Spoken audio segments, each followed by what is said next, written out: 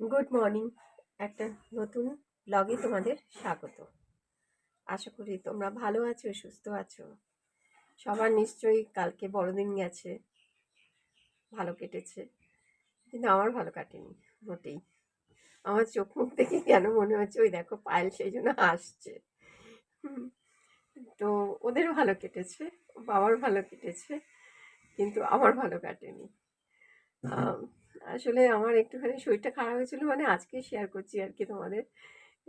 শরীরটা খারাপ হয়েছে মানে এই যে জ্বর হয়েছিল, হঠাৎ করে কেন জ্বর আসলো আমি বুঝতে পারলাম না। পরশুদিন রাত্রে খুব জ্বর। তো কালকে আমি শোয়াই ছিলাম, যদিও আমরা কোথাও খুব একটা বেরোই না, মানে 25শে ডিসেম্বর যাই না আর কি। গত বছর গেছিলাম, যাই না বলা ভুল হবে, গত বছর 23 তারিখে দীঘায় গেছিলাম, 25 তারিখে ফিরেছিলাম। তো আর এর আগেও ছোটবেলায় আর কি অনেক সময় 25শে ডিসেম্বর এই চিড়িয়াখানা বা ভিক্টোরিয়া এরকম মাঝে মাঝে আর কি যেতাম, তাও সব বছর নয়। ঘোরাটা বড় কথা নয়, কিন্তু বাড়িতে থেকেও আনন্দ করাটাই বড় কথা। তো কিন্তু হ্যাঁ, আনন্দ হয়েছে বলতে আমি আমি প্রভুকে একটু সুন্দর করে সাজিয়েছি, ব্যাস ওই পর্যন্তই। কালকে নয়তো সারাদিনই আমি শোয়াই।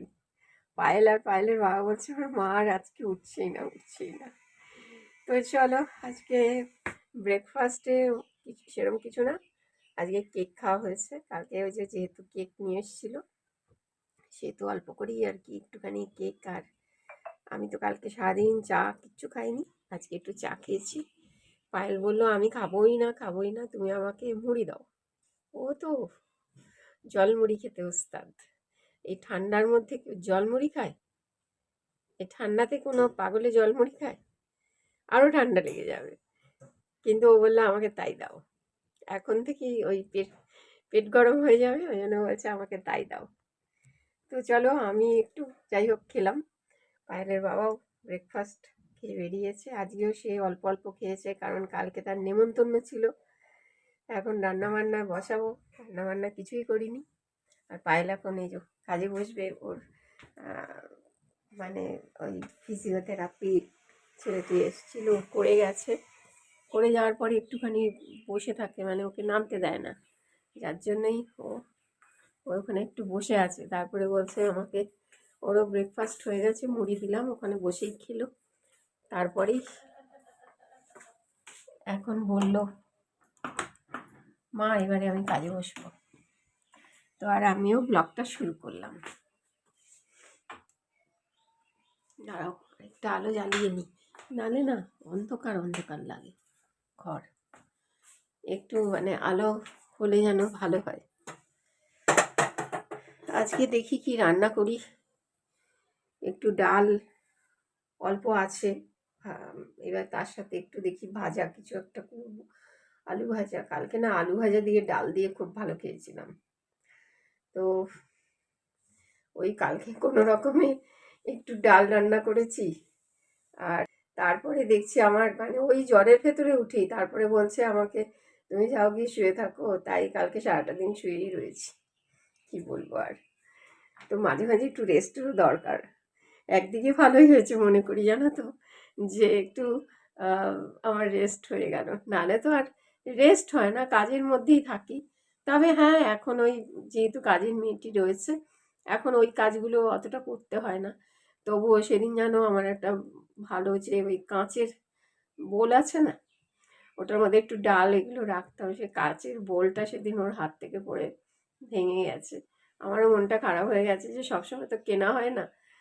তো আমি ওই জন্য কাঁচের জিনিস যাই থাকে সেগুলো আমি নিজে মেজে নিই। একদম না বাবা ওকে দেবো না। তারপরে কাপ এগুলো সব আমি নিজে মেজে নিই। তো চলো এখন একটু রান্না বান্না শুরু করি।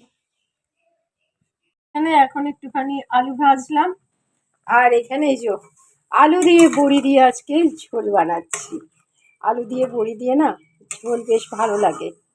একটু এর মধ্যে একটু ঘি গরম মশলা দেবো, দেখি ঘি নেই মনে হচ্ছে। এ বাবা, ঘিয়ের কৌটো দেখো একদম ফাঁকা, কি দেবো বলো চাচিমুচি। আর দেখি একটু ঘি দিলে না বেশ ভালো লাগে, নাহলে এই গরম মশলা দিয়ে বানাবো আজকে বড়ি দিয়ে ঝোল। একটু এর মধ্যে কাশ্মীরি লঙ্কা গুঁড়ো দিয়েছি, আজ এরকম জিরে একটু আদাও দিয়েছি জানো তো, একটু আদা থেতো করে দিয়েছি। আজকে এই রান্না, আর কিছু রান্না নেই, আর করবও না।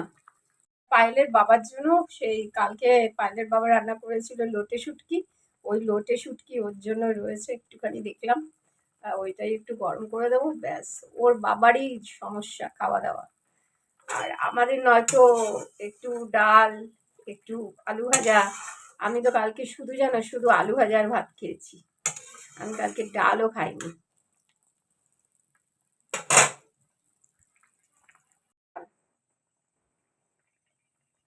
তো এখানে বিছানাপত্র তুলে একদম গুছিয়ে রেখেছি একদম সুন্দর করে। আর এখানে এই যে পায়েল কাজ করছে, ও কাজে বসে গেছে।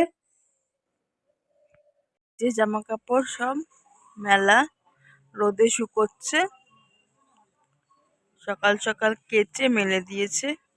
সারাদিন রোদে শুকিয়ে যাবে সব জামা কাপড়, তারপরে একটু দুপুরবেলার দিকে তুলে নেবে জামা কাপড়গুলো, ওই 4টে নাগাদ তুলে নেবে আর কি।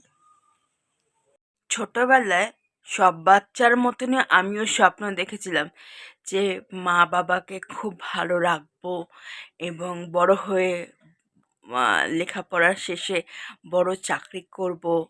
তো আমিও এরকমই স্বপ্ন দেখেছিলাম, কিন্তু যখন বাস্তব জীবনে পা রাখলাম, যত এগোলো সময়, লেখাপড়া শেষ করলাম, তারপরে চাকরি জীবনে এন্টার করলাম, তো একে একে সময় গড়াতে থাকলো। তো সময়ের সাথে সাথে জীবনে অনেক ঘটনা ঘটতে থাকলো।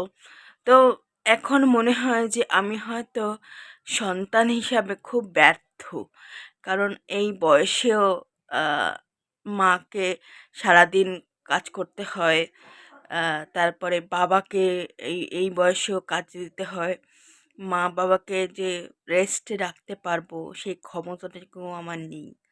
মা বাবাকে সম্পূর্ণ সুখটুকু দিতে পারছি না, সেই দিক দিয়ে মা বাবার স্বপ্নগুলোকে পূরণ করতে পারছি না, সেই দিক দিয়ে আমি ব্যর্থ সন্তান হিসাবে মা বাবার সুখ স্বাচ্ছন্দ্যগুলো টেক কেয়ার করতে পারছি না, তাদের স্বপ্নগুলো, তাদের ছোট ছোট আকাঙ্ক্ষাগুলো পূরণ করতে পারছে না। দেখে নিজেকে খুব অসহায় লাগে বলবো না, নিজের উপরেই খুব মানে তিরস্কার করতে ইচ্ছা করে নিজেকে, যে সারা জীবনে তাহলে কী আছে, কী করলাম তাহলে, এত লেখাপড়া করলাম তাহলে কি করতে করলাম, যদি মা বাবাকেই মা বাবাকে মা বাবার স্বাদগুলো, মা বাবা এত পরিশ্রম করেছে আমাকে বড় করতে, তাহলে মা বাবার যদি আশা, ছোট ছোট ছোট ছোট আশাগুলো যদি না পূরণ করতে পারি, তাহলে বাবাকে এখনও হাড় খাটা খাটনি করতে হয়, মাকে হাড় খাটা খাটনি করতে হয়। তো এগুলো না আমার একদম ভালো লাগে না। আমি চাই জানো তো, যে বাবা মা ঘরে বসে রেস্ট নেবে, যেইটুকু কাজ হবে, টাকা উপার্জনের টাকা আমি আমি জোগাড় করব, আমার টাকাতে সংসার চলবে, আমি এটাই চাই। কিন্তু আমি সেটাতে ব্যর্থ, সেটাতে হয়ে ওঠে না আর কি। সংসার সেজন্য বাবাকে এখনও রোজগার করতে হয়, মাকে কম্প্রোমাইজ করতে হয়। তো যাই হোক, এখন একটা হেল্পিং হ্যান্ড রাখা হয়েছে, যদিও একটু একটু মার হেল্প হচ্ছে, কিন্তু তবুও তো বাবাকে কাজ করতে হচ্ছে, মাকে কাজ করতে হচ্ছে।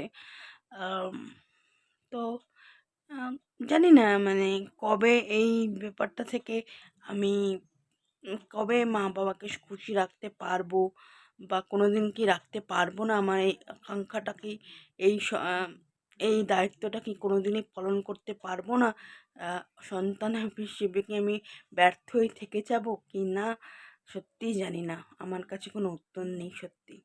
তো ভাবলাম তোমাদের সাথে তো আমি সব কিছুই শেয়ার করি, তো এই কথাগুলো আজকে শেয়ার করি, যে আমার আমার ব্যর্থ জীবনের একটা স্টোরি। তো আজকে এখানেই ভিডিওটা এন্ড করছি, আরেকটা ভিডিও নিয়ে কালকে দেখা হবে, টাটা।